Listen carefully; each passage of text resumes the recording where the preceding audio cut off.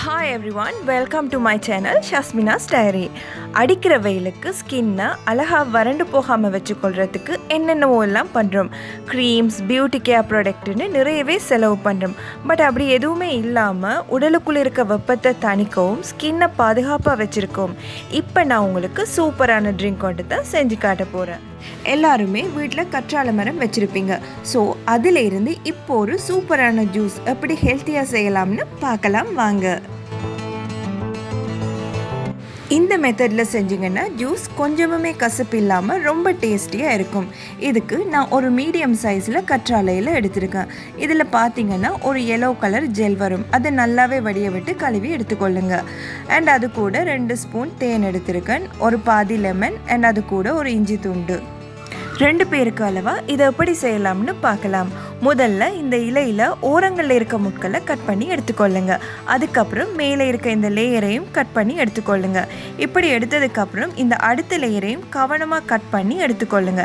இப்போ பார்த்தீங்கன்னா இந்த ஜெல்லில் அங்கங்கே க்ரீன் கலரில் இருந்ததுன்னா அதையுமே கவனமாக கட் பண்ணி எடுத்துக்கொள்ளுங்க. இல்லைன்னா உங்கள் ஜூஸில் ஒரு கசப்பு தன்மை வந்துடும். இப்போ இந்த ஜெல்லை நல்லாவே வாஷ் பண்ணி எடுத்துக்கொள்ளுங்க. ஒரு மிக்ஸி ஜாரில் இது மாதிரி சின்ன சின்ன பீஸை கட் பண்ணி போட்டுக்கொள்ளலாம். நீங்கள் இப்போ தான் ஸ்டார்ட் பண்ணுறீங்கன்னா ஒரு சாப்பிங் போர்ட் வச்சு ரொம்ப கேர்ஃபுல்லாக கவனமாக கட் பண்ணி எடுத்துக்கொள்ளுங்க. இது கூட ஒரு சின்ன துண்டு இஞ்சி சேர்த்துக்கொள்கிறேன், அண்ட் ஒரு 1/2 கிளாஸ் தண்ணியும் சேர்த்துக்கொள்ளுங்க. இதை பார்த்தீங்கன்னா இந்த ஜெல்லை கம்ப்ளீட்டாகவே நல்லா அரைக்க முடியாது. பட் அதிகமாக தண்ணி சேர்த்து அரைச்சோம்னா இந்த அளவுக்கு கூட அரைக்க முடியாது. இந்த மாதிரி அரைச்சி எடுத்துக்கொள்ளுங்க. இப்போ இதை ஒரு ஸ்ட்ரெயினர் வச்சு வடித்து எடுத்துக்கலாம். இல்லை உங்களுக்கு கற்றாழை ஜூஸில் கற்றாழை ஜெல் குட்டி குட்டி பீஸாக இருக்கிறது பிடிக்கும்னா தாராளமாக வடிக்காமலே குடிக்கலாம். அது உங்கள் ஆப்ஷன் தான்.